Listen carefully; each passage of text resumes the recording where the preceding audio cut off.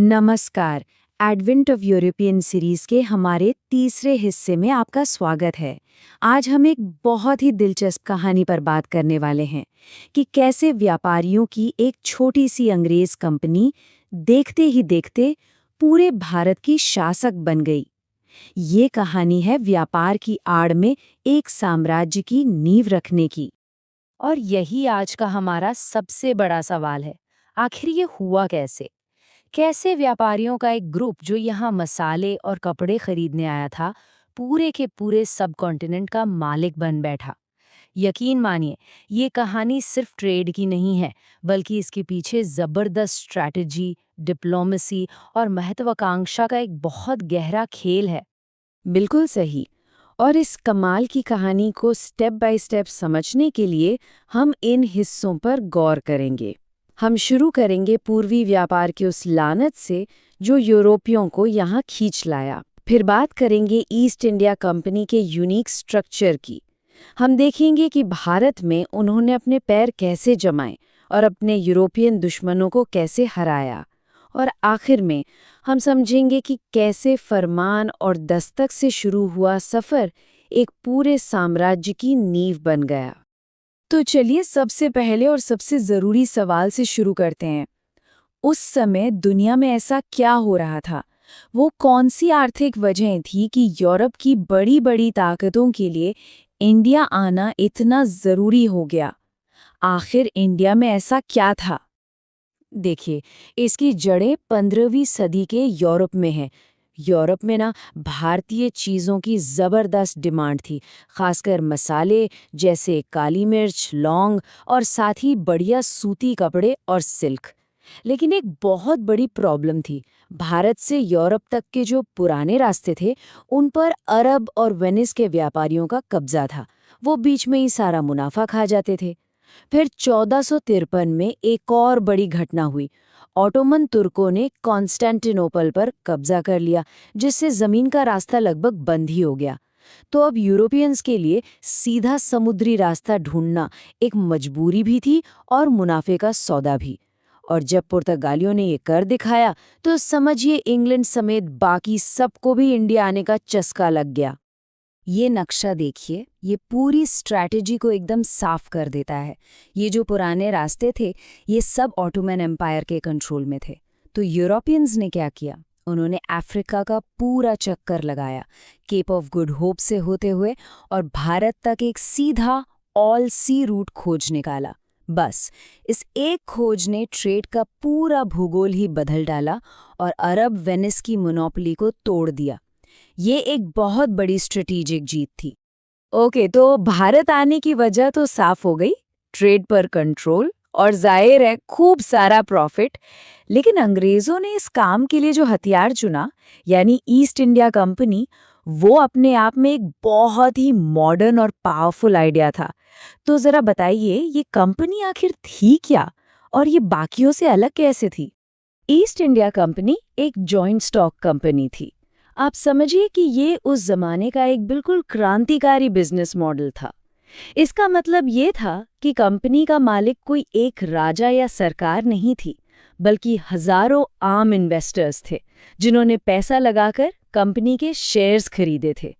इसका सबसे बड़ा फायदा, भारत जैसी लंबी और रिस्की यात्रा के लिए बहुत सारा पैसा एक साथ इकट्ठा हो जाता था। और मान लीजिए अगर कोई जहाज डूब भी गया, तो नुकसान सब शेयर होल्डर्स में थोड़ा थोड़ा बंट जाता था। किसी एक आदमी का दिवाला नहीं निकलता था। इसी वजह से कंपनी के पास एक बहुत मजबूत फाइनेंशियल बेस था। तो हुआ यूं कि 1599 में लंदन के कुछ बड़े व्यापारियों के एक ग्रुप ने, जिन्हें मर्चेंट एडवेंचरर्स कहा जाता था, मिलकर ये कंपनी बनाई। और फिर साल के बिल्कुल आखिरी दिन 31 दिसंबर 1600 को महारानी एलिजाबेथ वन ने उन्हें एक रॉयल चार्टर, यानी एक शाही परवाना दे दिया। इस चार्टर की सबसे खास बात थी 15 साल की मोनोपोली। मतलब इंग्लैंड से कोई और व्यापारी या कंपनी ईस्ट में जाकर ट्रेड नहीं कर सकती थी। उनका मकसद तो एकदम क्रिस्टल क्लियर था, कंपटीशन खत्म करो, इंडिया से सस्ता खरीदो और यूरोप में महंगा बेचो। और अगर हम इसकी तुलना दूसरी यूरोपियन कंपनियों जैसे फ्रेंच या पोर्टुगीज कंपनियों से करें, तो क्या ये प्राइवेट स्ट्रक्चर कोई बड़ा फर्क पैदा करता था? अरे बहुत बड़ा। और ये यूपीएससी मेंस के लिए एक बहुत ही जरूरी पॉइंट है। इंग्लिश ईस्ट इंडिया कंपनी एक प्राइवेट कंपनी थी जिसे उसके शेयर होल्डर्स द्वारा चुने गए डायरेक्टर्स चलाते थे, तो वो फैसले लेने में आजाद थे और बहुत फुर्तीले थे। दूसरी तरफ फ्रेंच और पुर्तगाली कंपनियां ज्यादातर सरकारी थी, उनमें बहुत नौकरशाही थी, सुस्ती थी। अंग्रेजों की कंपनी मार्केट के हिसाब से अपनी स्ट्रेटेजी फौरन बदल सकती थी, जबकि उनके कॉम्पिटिटर्स सरकारी हुक्म का इंतजार ही करते रह जाते थे। इसी फ्लेक्सिबिलिटी ने अंग्रेजों को एक बहुत बड़ी बढ़त दी। तो ठीक है, कंपनी बन गई, पैसा आ गया और वो भारत पहुंच भी गए। लेकिन उस समय का भारत, जहां पावरफुल मुगल सल्तनत का राज था, वहां आकर अपनी जगह बनाना कोई आसान काम तो नहीं रहा होगा। उनकी शुरुआती कोशिशें कैसी थी? शुरुआत में तो उन्हें बहुत पापड़ बेलने पड़े। 1608 में कैप्टन विलियम हॉकिंस बादशाह जहांगीर के दरबार में पहुंचे। वो तुर्की भाषा बहुत अच्छी बोलते थे, तो जहांगीर उनसे इम्प्रेस भी हुए। लेकिन मुगल दरबार में पहले से ही पुर्तगालियों का दबदबा था। उनकी साजिशों के चलते हॉकिंस खाली हाथ लौट आए। तब अंग्रेजों को समझ आया कि भाई सिर्फ व्यापारी बनके काम नहीं चलेगा, डिप्लोमेसी भी चाहिए। इसलिए 1615 में सर थॉमस रो को इंग्लैंड के राजा के ऑफिशियल एम्बेसडर बनाकर भेजा गया। रो ने जहांगीर को कीमती तोहफे दिए और अपनी बातों से ये यकीन दिलाया कि अंग्रेजों से ट्रेड करना मुगलों के भी फायदे में है। वो कोई बड़ी संधि तो साइन नहीं करवा पाए, लेकिन उन्होंने आगरा, अहमदाबाद और भड़ौच में फैक्ट्री खोलने के लिए शाही फरमान हासिल कर लिए।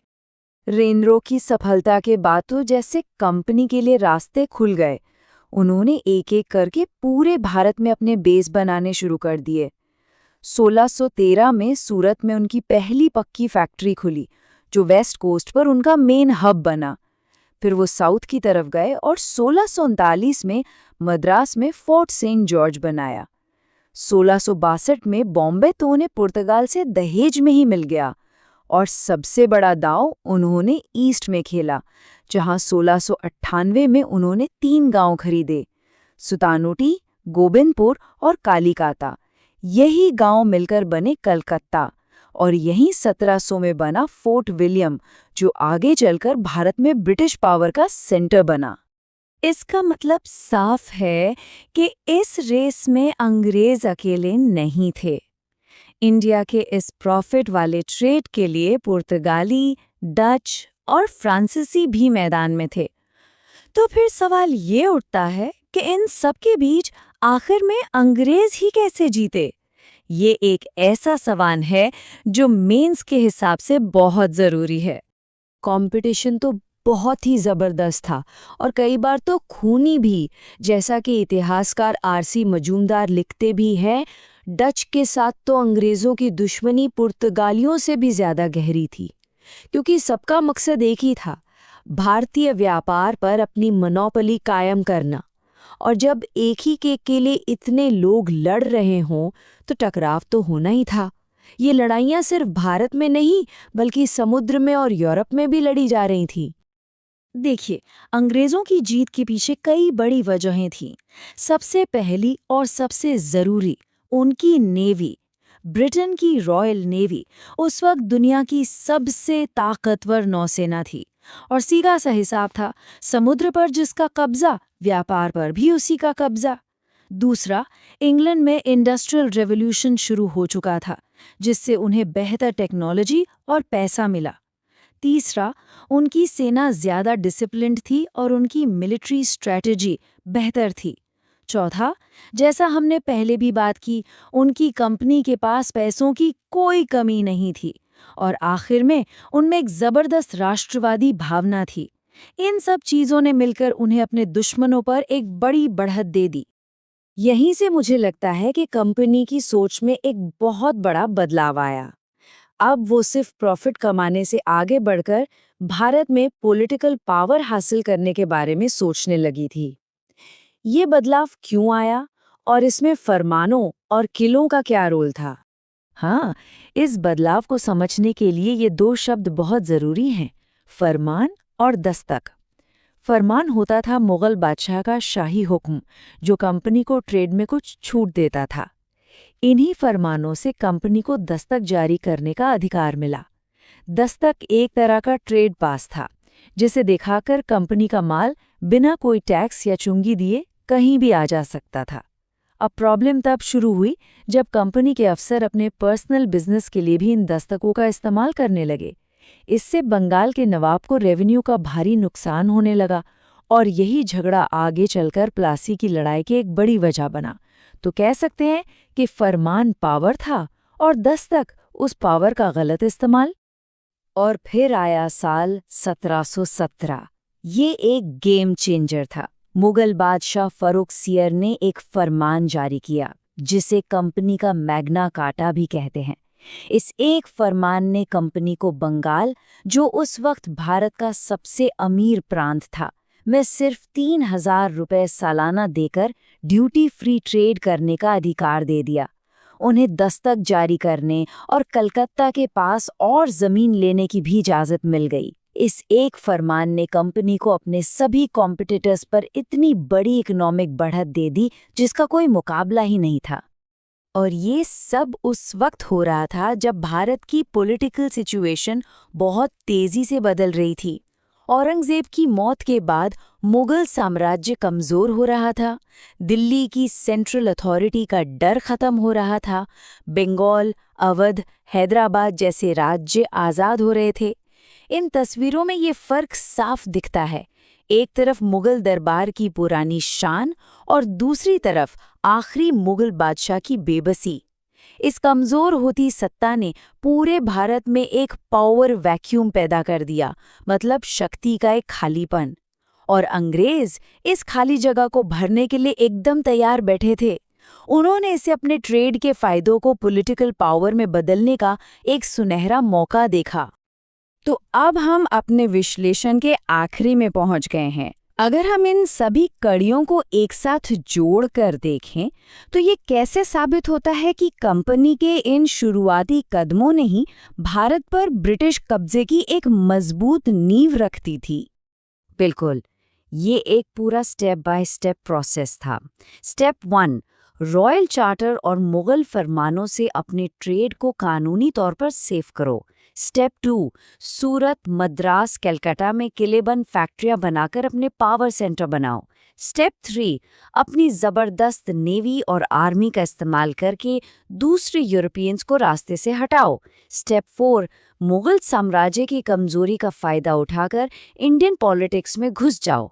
और स्टेप 5, जो कि मास्टर स्ट्रोक था, 1765 में बंगाल की दीवानी हासिल करके रेवेन्यू पर कब्जा कर लो। इसके बाद तो उन्हें इंग्लैंड से पैसा लाने की जरूरत ही नहीं पड़ी, वो भारत के ही पैसे से भारत को जीत रहे थे। तो मतलब पूरी कहानी का सार यही है कि ये शुरुआती दौर सिर्फ मसालों और कपड़ों के व्यापार का था ही नहीं। ये बहुत ही सोची समझी रणनीति के तहत एक साम्राज्य के लिए ज़रूरी कमर्शियल, मिलिट्री और पॉलिटिकल ढांचा खड़ा करने की प्रक्रिया थी। हर कदम अगले कदम की तैयारी था। और ये पूरी कहानी हमें एक बहुत बड़े सवाल पर लाकर छोड़ती है। क्या भारत पर अंग्रेज़ों का कब्जा शुरू से ही एक सोची समझी साजिश थी, एक प्री प्लान डिज़ाइन था? या फिर कंपनी तो सिर्फ व्यापार करने आई थी और यहाँ के बदलते हालात ने उन्हें शासक बना दिया? इस पर इतिहासकार आज भी बहस करते हैं और ये एक ऐसा सवाल है जिस पर हम सबको सोचना चाहिए।